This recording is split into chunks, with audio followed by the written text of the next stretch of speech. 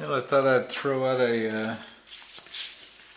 educational video today to show you guys how, even if you don't know anything, you can start to learn about electronics. And this is pretty much how I learn everything. And I've been able to repair all my Fender amps and without ever taking it to an amp tech. And also, I'm glad I did, because I took that Echoplex to an amp tech and it was over $400 and it still doesn't work right. So it just goes to show that you can save a lot of money if you learn how to do simple things yourself. Now I'm back at this Italian made. This is actually, you would hope or think, it's a very coveted Italian made Wah-Wah and Fuzz, just like, and it's Dallas Arbiter. See, it's made in Italy. Dallas Arbiter, London, England. It's probably somewhere between 70 and 1972. And I've done one other video on this. And then I just kind of dropped it and forgot about it. But I looked at it again, and it turns out this got this Fossil, F-A-S-C-L, inductor, which is supposed to sound pretty good from back in the day. So I thought, well, let me see. What originally happened, an old friend, my best friend, actually gave this to me before he has now since passed away. But he gave it to me, shipped it to me just because he knew he didn't have any use for it. And I thought, well, shoot, I'll get this thing working. Well, of course, he had left the battery in it for years, and all the acid had leaked out around here, and it actually just totally corroded the wires on this first capacitor, that blue one. So I thought, well, shoot, that's the only problem with it. I'll replace that capacitor. And it still sounded horrible. It still didn't work. So then I realized that this foot switch, which turns it on and off, which it didn't true bypass, but it turns the effect on and off, it doesn't click. See, and I thought, well, shoot, that's got to be replaced. So that's what brought me to this point here, is I bought a new switch. This is Little Bear, I think. These aren't cheap. They're I was kind of surprised, but I think with shipping it was $13. You can buy cheaper ones, but I wanted to get one that looked a lot like the old one, which doesn't really look exactly like it. It's a little slimmer. And I thought it was interesting that this switch is actually made in England. Arrow, made in England.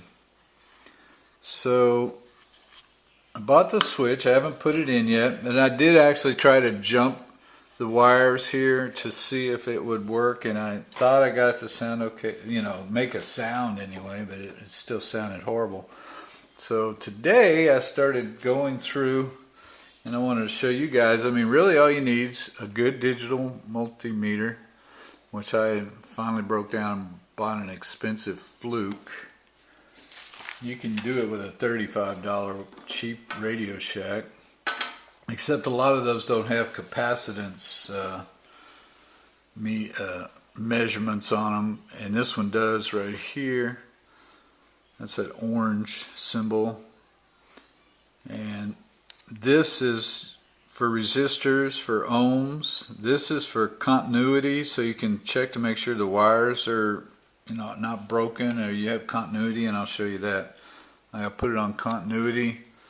And I want to check this switch up here. Since it's broken, I don't know what positions it's broken in. So, see, I touch this terminal, I touch this terminal, it beeps. So that means these two terminals are connected.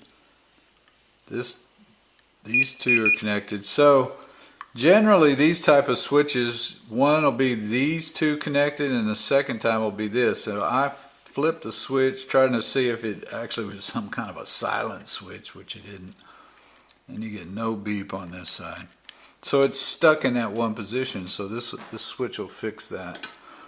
Same with this foot switch on this toggle on the side. You see, one is for just wah, and this is for the fuzz and the wah. So you want to know which position, which terminals are connected in which position. It's down at the fuzz wall, so that would connect. Those don't go, whoop, but these do. So these terminals are connected in that position. This switch is fine.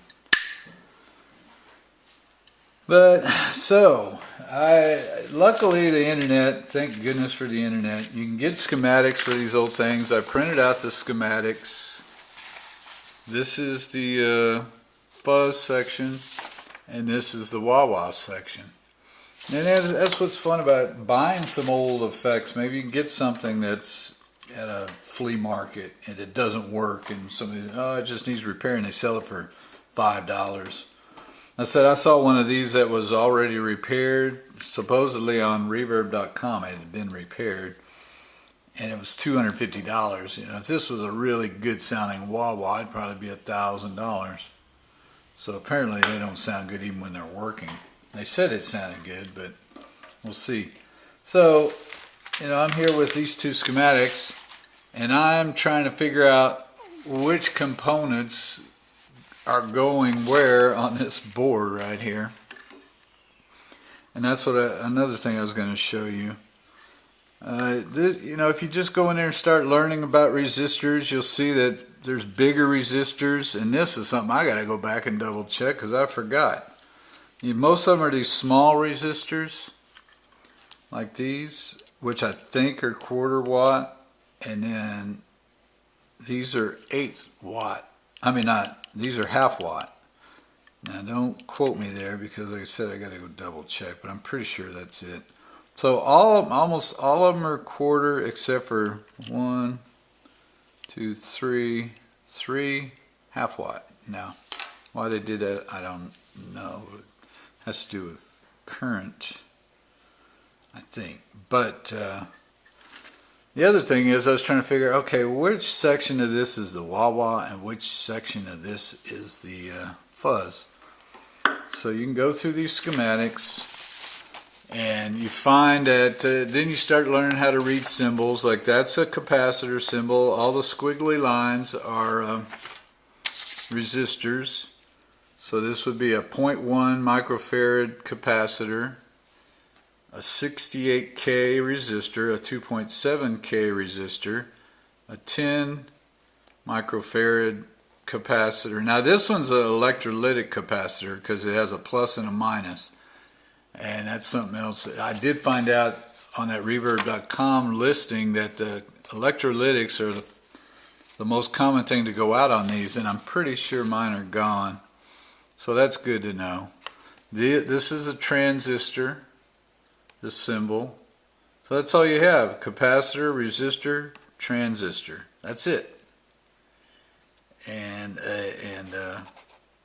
electrolytic capacitor with plus and minus. They have, you know, positive, negative.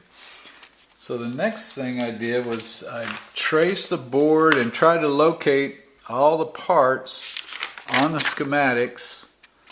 And after a while, I figured out that pretty much the whole bottom section from this point, where you can see that IGAR or whatever it is, from that point down is the fuzz, and from this point up is all the wah-wah. So I was glad to see that they had kind of separated the sections. That makes it a little simpler. You can see that this one capacitor is kind of burnt looking, and I don't know if that was from the battery acid or if it actually shorted out.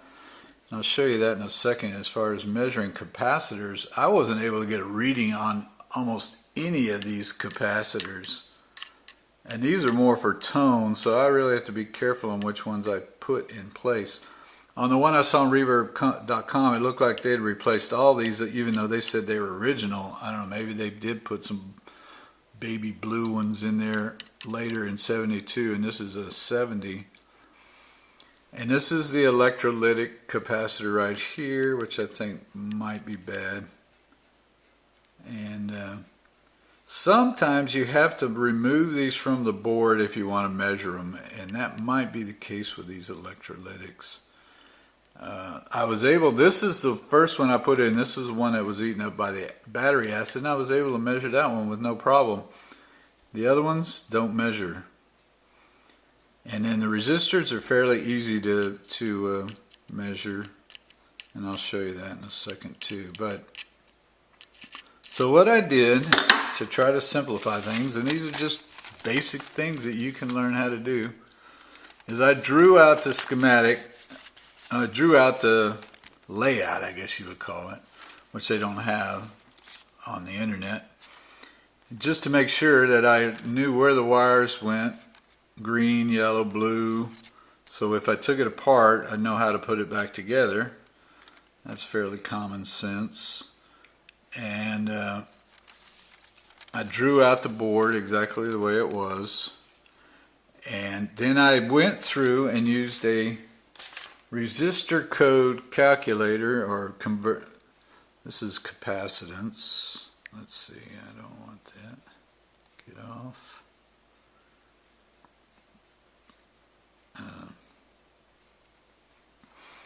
Digi-Key has a good converter in there. So you just go in here and you put the colors. Let's say brown, red, brown. You use the 4-band resistor code calculator.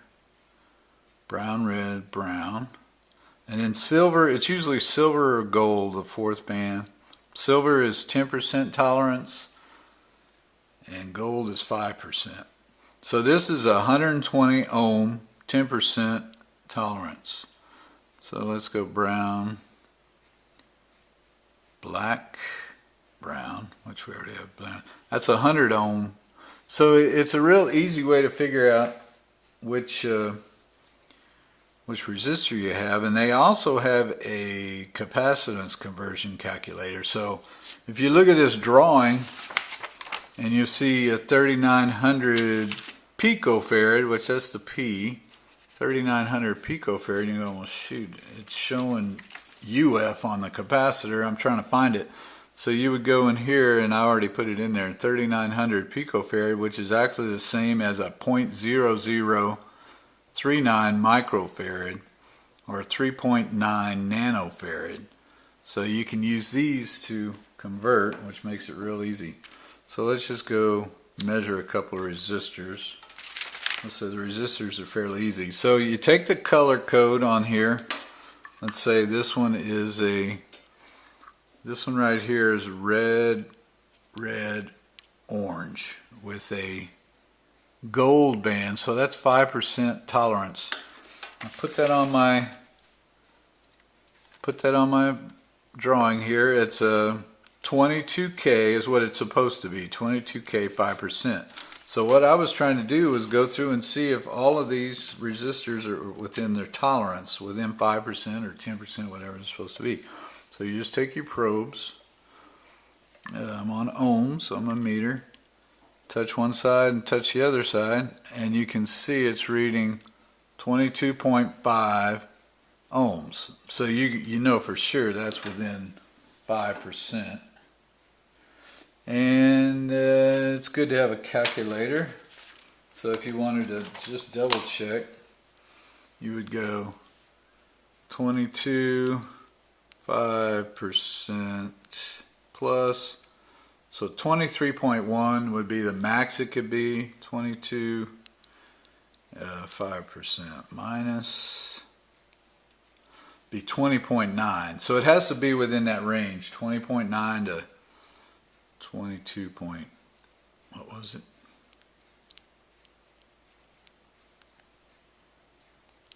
.1. So if it's not in that range, it's really not according to the schematic, and it may not work. So in that process, I mapped out the whole board, checked out all the resistors, and I have this one here that was supposed to be a 470K, and it ended up being a 362.5K. Now, and that's 10%. So let's see, let's go minus 470, 10% minus. So 423 is the lowest that resistor can be. And what is it? At 362. So that tells me, in general, I should probably probably replace that one resistor. But I went through every resistor, checked every one. Most of them are pretty good. I still have to check. Here's a one that's supposed to be a 33K, and it measured. That one's probably off too. It measured 42, so 33, 10% plus. Yeah, 36 is the max it can be, and it's at 42. So I might have to change this half-watt resistor up here, which is actually up here. So that's, you just kind of learn like that. You go through there, figure out if your wires are making a connection here, like go back and you say, oh geez, this wire looks pinched or cut, which I did notice, so I put it on continuity. The green wire goes over to the switch up here, and the green wire comes to here. So see how I'm getting a beep between those 2 points? That means that there's still continuity. So even though it's cut, it looks cut right here. What was that? No, it looks cut right here. I don't want to mess with that yet. I might have to re-strip those and resolder them. But let's see, this green wire goes, shoot, I think it goes over here. I'm not sure, let's see. You can kind of see where you, oh yeah, the green wire comes out over here and goes to a post, so you can kind of trace your wires with the continuity and do that. Now let's go to capacitance. On capacitance I have to push the yellow button here. So now I'm on nanofarads, and you can change the range. You can go to probably just put it on auto, I think. Well, that's microfarads, but I said this blue one right here is a new one, and it seems to measure right away, 0.1 UF, and that's what is called for right there according to the schematic. Let's see, that is the fuzz section, and sure enough, right at the beginning you have a 0.1 UF capacitor. So that's working fine, and that goes right to the next transistor, which are these, and you can check those too. But those are a little trickier, and I can't go into that right now because you have to check those sometimes with voltage. But you can figure out, it turns out these, most of the time the base is in the center. There's three lugs on it, three terminals. And the base a lot of times is in the center, and it looked to me like this thing was wired incorrectly, but it turns out this particular transistor, the base is on the right side if you're facing this flat section in the transistor. I don't know, can you see that flat section? Either way, it turns out it was wired correct. I figured it was, so that's why I had to figure out why. It's a base, emitter, and collector, and that's what these symbols are for. The center one is the base, the emitter, and this is where I get this is where I turn into the electronic dummy. I'm pretty sure that arrow pointing out is the emitter, and then this is the collector. But I haven't messed with transistors a lot because I don't like transistors a lot. Now, that's why I use tube amps. But you know, fuzzes use transistors, effects use a lot of transistors. The tough thing is if you buy a new effect and you think you're going to go in there and try to fix it, forget it, man. It's all micro soldering, you know, little bitty teeny parts, and I've shown you that on one of my new fuzzes, the Dunlop Mini Fuzz Face. I mean, a resistor on a thing is that big. That's how they make them so compact. And you need special machinery to work on those things, and you can still fix them though. I had a ground issue on my Mini Fuzz Face, and I took everything apart, put it back together, tightened everything up, and it worked fine. So I had all kinds of weird static, and a lot of times it's just a ground issue. So Here's an electrolytic capacitor here that I wasn't able to measure. So since I don't get a measurement on this, I'm going to take the board out, which is just held in by one screw, and this post right here pops right out. Turn it over, unsolder these two lugs, pull this capacitor completely out and check it. And I'll probably do that with this one too. And I'm pretty sure I'm going to have to change those two electrolytics.